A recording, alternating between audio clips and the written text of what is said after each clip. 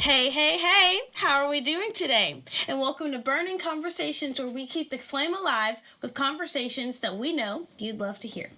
My name is Sachiri Henderson, and I am a sophomore communications major. And today we are on our second episode of Burning Conversations. So if you haven't tuned into the first one, make sure you go and watch and listen to that one. But today we are talking about things that we wish we knew before coming into college. Basically, expectation versus reality from the point of view of two upperclassmen. So I have another special guest with me today. Would you like to introduce yourself?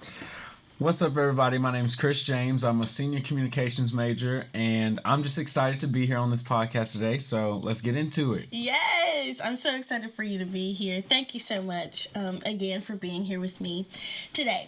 So like I said, we are doing things that we wish we knew coming into college, just from a upperclassman perspective, because you said you were a sophomore. No, you're a senior. And I'm a sophomore, so we are considered upperclassmen, which feels so weird to me.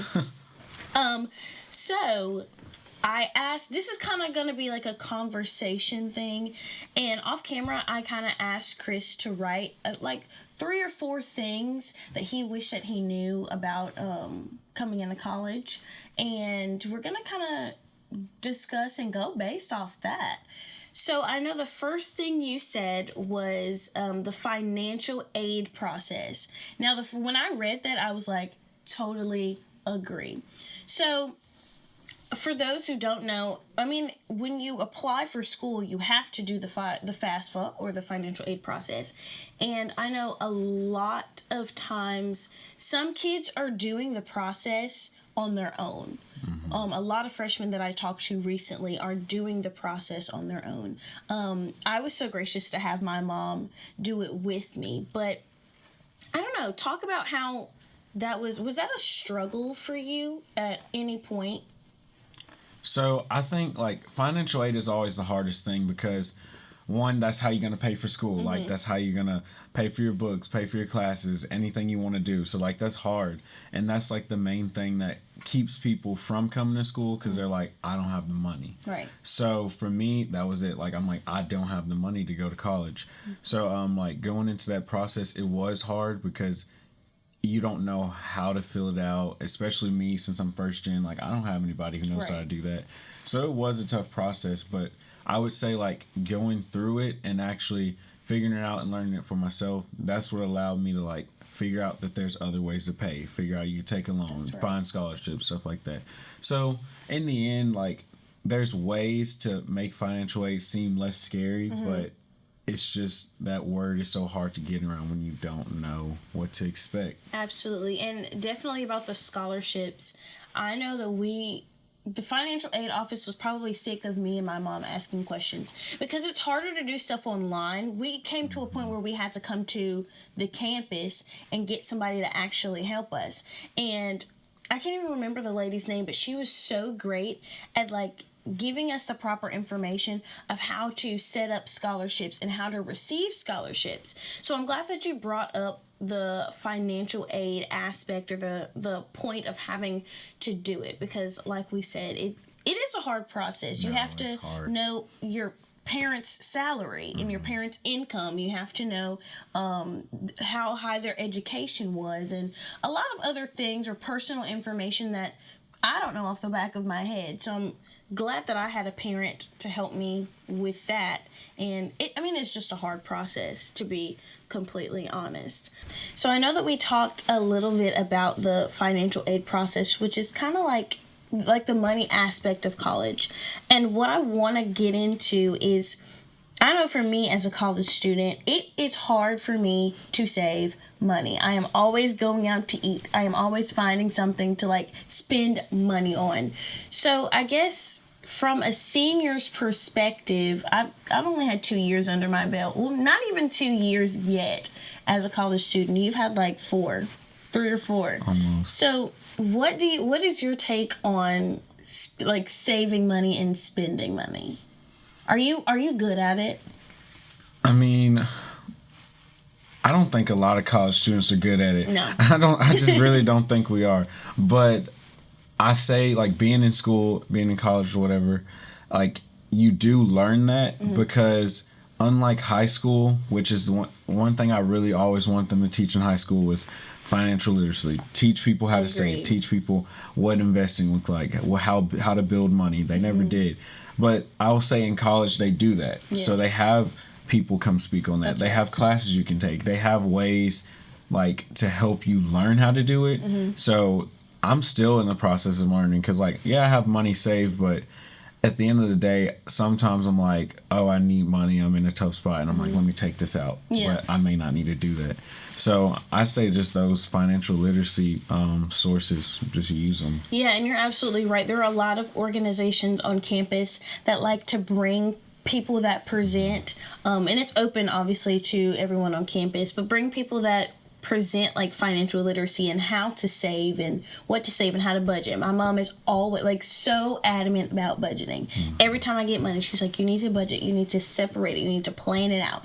How much are you going to use for gas? How much are you going to use for groceries? How much are you going to use for... And I never do it, and I try so hard, but it's like it's so easy to just like, oh, like it's easy to go over a budget because I'm like, absolutely $50 for food, $50 for this, $30 for that. I'm like, I don't know. I would have to literally be tallying, and I'm not doing that. Yeah, so I'm like, it really is really hard. But yeah, those financial literacy presentations and the people that they bring, go to those because honestly, they're very helpful. I've sat in about 2 or 3 of them, and I've tried to implement those. It's hard. It takes time, obviously, but just going to those things. So the second thing that you said was what to expect and having a clear idea of campus life, class dynamic, and social interactions, and how you can help basically transition and run smoothly from like the high school perspective to the college perspective. So I know for me, college, I wasn't really as scared. The only thing that I was mostly scared about was making new friends, and that's very, very like that idea was very foreign to me because I believe that like I'm pretty good at making friends. I can make friends very easily. But coming from a high school aspect and a college aspect, college is a lot bigger than high school, and not everybody is from the same neighborhood as you or the same city as you. So can you tell me some of the things that you did to kind of have a smoother transition into the college life as like, I guess from a friendship? Okay. Yeah. Well, it's different for me too because I went from high school, community college, 4-year university, and all 3 of those are different. High school, obviously, it's more laid back, it's easier, everyone's from your area. Yeah. Community college, some people are still from your area, and then you go to university where everybody's from everywhere. Yeah. Like different countries, anything. Yes. So I'd say for me, the only thing that really helped me get to where I am and like to be the person I am is I just said, okay, well, each time when I went from high school to college, I was like, all right, I'm gonna be a different person. Community college to 4-year university, I'm gonna be a different person. Like I decided who I wanted to be. Right. Like you get to choose. That's the good thing about college. Anything that you were in high school or the last school you went to, nobody knows that. Right. So nobody knows. You get to start over. They don't know. Right. Yeah. So like you can decide who you want to be, and even if you did run into some people from high school, a university so big that you shouldn't be worrying about those 5-10 people. Right. Like change yourself and be who you want to be. So that's what I say. It's just like what to expect. It was so hard not knowing like, oh, how I'm gonna interact with people, what am I gonna do, where am I gonna be, like what opportunities can I get.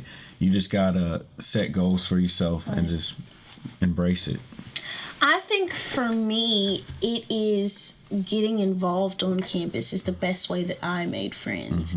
You're not going to make friends if you don't go out and do things. Yeah. And even if you don't want to get involved in so many organizations, go to events that the school has planned for us. I mean, we have so many events like every week. Believe it or not, there is always something to do here. There's a game to go watch. There's an organization that's hosting something. Like our on-campus housing has things at the clubhouse. Like, there's always something going on. Go on a side quest.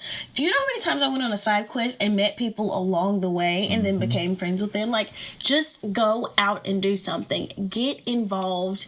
And that is how I made friends. And speaking of friends, I was thinking about this the other day, that we make friends in high school, of course, but my mom has always told me that you will make your lifelong friends in college.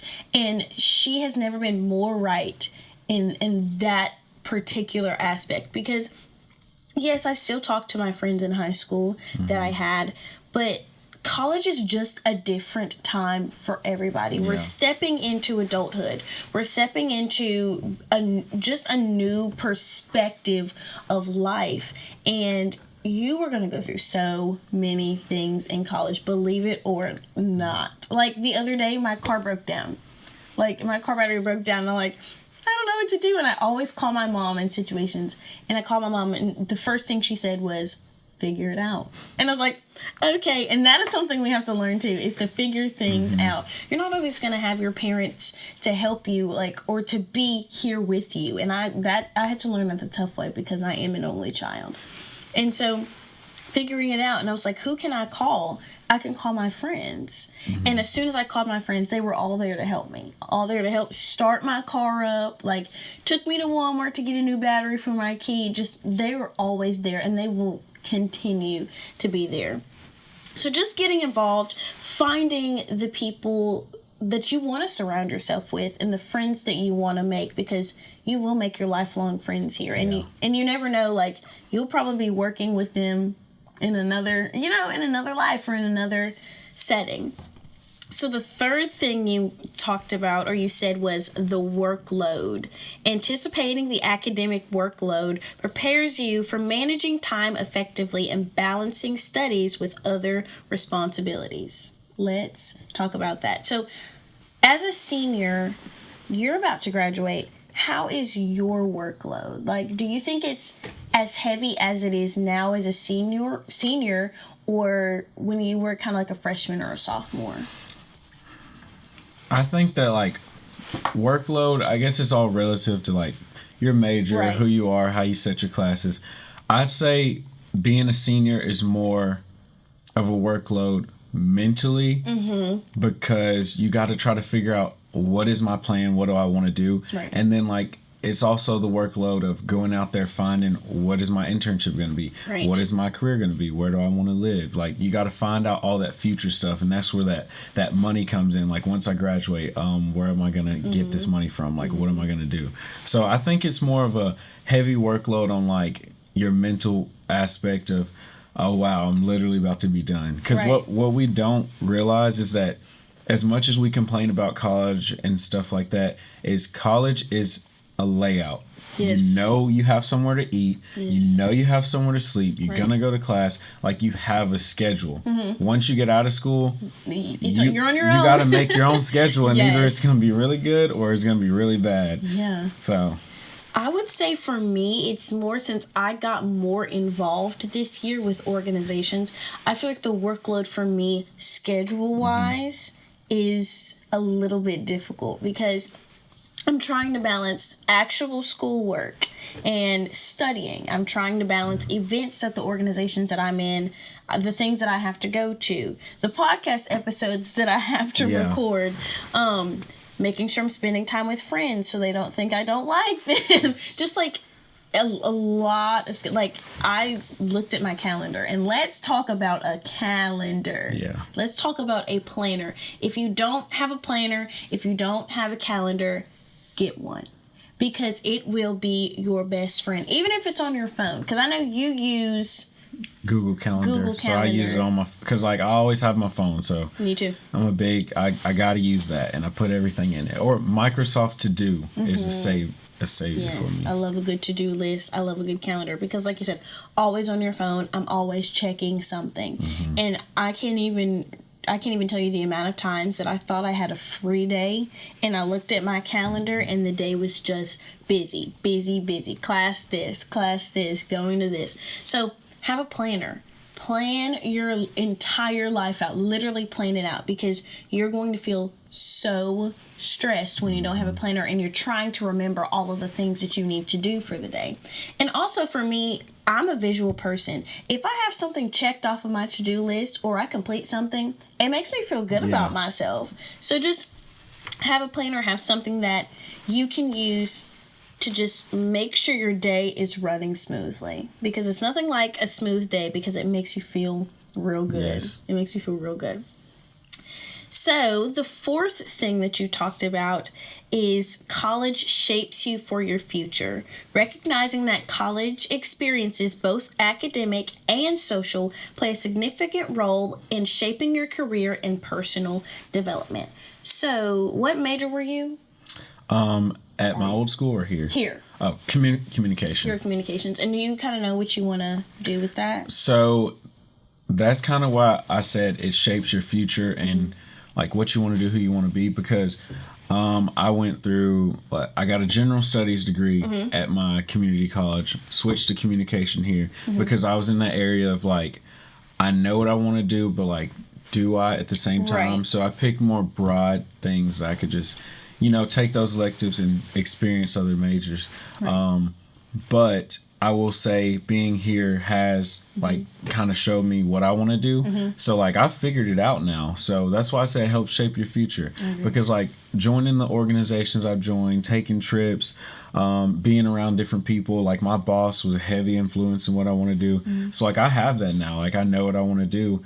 And I wouldn't have known that if I didn't go to college. If I would have went from high school to the world, I do not want to say, but maybe I'll be working at McDonald's and I don't want to work at fast food. I get you. And I'm glad that you brought that up, of like the organizations that you were in kind of help you figure out what you truly want to do, because I was just thinking about that today. It was like, if it wasn't for me being or having the opportunity to film podcast episodes, or if it wasn't for me having like the opportunity to do a lot of things with media and production, like it really made me love what I really wanted to do.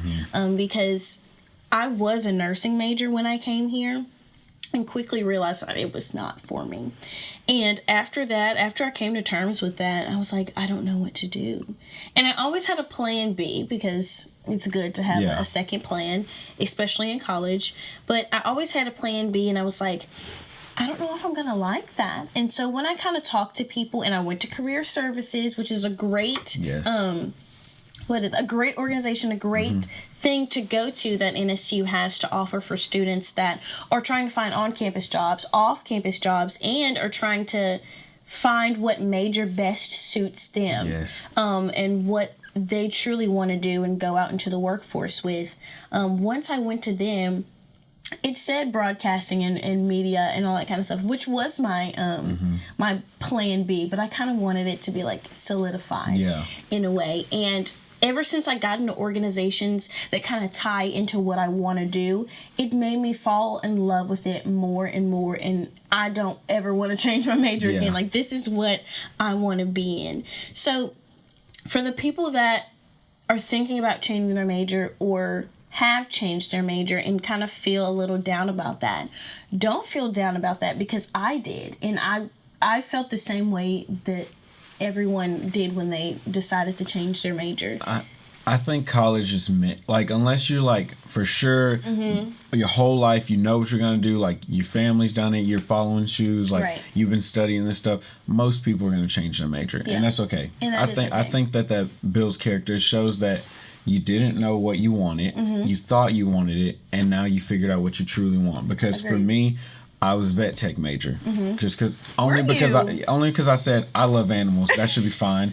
And then I was like, I don't enjoy these classes, I don't enjoy this, so I went to career services, and they helped me. And then they were like, maybe you should work in higher education, maybe you should work at a college, be an administrator, be something like in a school or a college setting. And I'm like, yeah, I love that, I'm good at it. But also I got communication, because I like broadcasting, I like podcasts, I like doing this stuff. I think that we know what we want to do, but we're so afraid of like committing to something that makes us truly happy, because we're caught up with well, what does it pay? Right. Where will I live? Yes. What people will I work with? Like, just, you got to do what suits you, because you can force yourself to try to do other jobs, but if it's not you, it's not you. That's what a lot of people that I talked about before I went to college, they were like, yes, think about something that will help you financially, but think about something that you know that you will love to go to work and do. You don't want to be miserable. So don't do something, or don't study or get a degree in something that you know that you're not going to love. And although I love nurses, and nurses are great and they're fantastic, the more that I took the classes, the more that it was not me. And I was like, I like to talk to people. I like to be in front of a camera.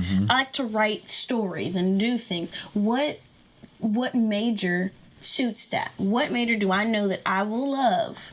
And what will that lead me to that I know that I'll love? Yeah. So it's also just hard, because communication is a hard major to be in, because you're either going to get people like, what is that? Or, oh, you don't know what you want to do. Right. So, and let's talk about that, because every time I tell somebody, because some people still think that I am a nursing major, and I'm like, no, I'm not a nursing major. I'm a communications major. And what do they say? That's the easiest degree to get. You don't know what you want to do. You don't know what you want to do. That's the easiest degree. But if anything, it's versatile. So just stick with it. And you can get so many jobs with the communications degree, honestly. So, a little bit going back on being so involved in school, I want to talk a little bit about time management and kind of the overcommitting aspect of things. So I know you're involved in a lot, and I'm involved in a lot. I think it's very important that we learn how to balance not only our social life, but our academics and the extracurricular things that we have going on, but also our self-care. Because when we have so much going on in our lives, we forget to take care of ourselves. Yeah. So what are some things that you do in order to kind of take a day off or care for yourself? So I'm actually the number one person for overcommitting and time management, because I'm in, 9 organizations. Gosh. I work. I'm about to start coaching wrestling again soon. I have classes, so I overcommit, but that's just what happens in college. It's hard. So I'd say you got to try to find whatever amount of time works for you. It's always going to be different. For me, one thing that I've tried to do is take, it sounds like a little bit, but it helps me, 10-minute breaks or 30-minute breaks. Like, I look throughout my day and I'm like, okay, maybe I can go sit and do something for 10 minutes or just not do anything for 5 minutes. Like, I have to take those small increments of time, and it adds up. But you just got to look at your schedule and figure out, where can I squeeze something in? Gotcha. So esports has been a thing for me. Like, I'll go sit in there because I like the lighting. I don't play games. I just sit in there, listen to the music. I like it. Like, you just got to find those small windows of space. And then just, if you have a planner, you should never be messing up with time management and overcommitting, because you're going to have a set schedule. So just tap into that. Find somewhere to go. Find somewhere to be. And if you always ever need it, I mean, counseling does help. Counseling does help. Yes, I'm glad you brought up counseling, because that was our last episode of talking to Zach about the counseling services. So yes, counseling does help. It does. And they do have group counseling as well, which also helps, because I've been with friends just to sit in a session sometimes to just be there for support. I've never done that. It's actually really nice. It does help friendships and friend groups mold better, I would say, from a perspective of sitting in there and watching it. So check it out. Try it. Okay. It's cool. But, like you said, just learn time management. That was another thing. Just learn time management and learn how to set your schedule and take time out of your day to care for yourself and to kind of relax and take those breaks. Yes. Because a lot of the times we're always on go, go, go, go, go. And we forget to eat. I know I do. Yeah, I have been doing that lately. Yeah, we forget to eat and we're not getting enough sleep. So make sure, you start your day off however early you want to, but start your day off, but have time at the end of the day to get enough sleep, because that's also a part of self-care, is getting enough sleep, which is something that I truly need to work on, because I am always up at the late hours doing something, doing schoolwork, watching TV. Like, I need to be going to sleep. I need my mind to rest and reset. So, yeah, and then I'm glad that you brought up mental health, because a lot of people's mental health really goes south when they go into college. And the amount of people that I've talked to with friends or even strangers on campus, their mental health has really really gone down, because you're managing stress. You're managing, a lot of people are learning that they have anxiety. Some people are homesick, because some people aren't from the same city or the same state as you, especially our foreign exchange students. Like, I know that they're homesick. I know that they miss it. And so I guess just surrounding yourself with people that kind of build you up. And like we said, going to counseling to get those things to help you with your mental health. Our school has a lot of mental health resources, like we said, our counseling center and things like that, which also mental health kind of goes with self-care. Yes. So, yeah. I think it's very important, like you said, to take breaks and to do what you need to do to make sure that you are okay. Because I hate to say it, but nobody is looking out for you better than yourself. Yeah. And if we're not looking out for ourselves, then that's a real big issue. People don't know what they don't know. So if you never tell anybody, I mean, there's nothing they can do for you. But college, it messes with your mental health a lot, because it's a culture shock. It's like if you were to take a fish and put it out of water, it's like it doesn't know what to do. It doesn't know how to breathe. It doesn't know how to do all those things. It's like you go from high school, which is like, all right, you wake up at this time, everything's set for you, go home. And then you go to college and it's like, all right, this is your schedule. You need to figure out these classes, schedule those classes, go here, do that, pay for this, pay for that. And you're like, you don't know how to breathe. So it's tough. For sure. And especially, I really feel for kids whose parents literally like take them to college and drop them off. And that's it. Like, I can't imagine, like, the amount of times that I call my mom for something, like, is crazy. Or the amount of times I have access to go home very quickly and then come back. Like, a lot of kids don't have that. So college is a tough time. Like, you're learning how to adult. You're learning how to just manage life. It's hard. I promise you, when I got into college as a freshman, I was like, this is easy. This is a piece of cake. I don't know why anybody is stressed. Like, this is so easy, so fun. And then when you kind of get down into, like, the adulting aspect, and then you get a little bit deeper into it, you're like, oh, God, this is hard. This is hard. I need my mom. I want to call my mom. But I'm glad that my mom kind of took a step back, and her favorite thing to say is figure it out. Because we're going to have to figure it out. You're going to have to figure life out, whether you like it or not. Yeah.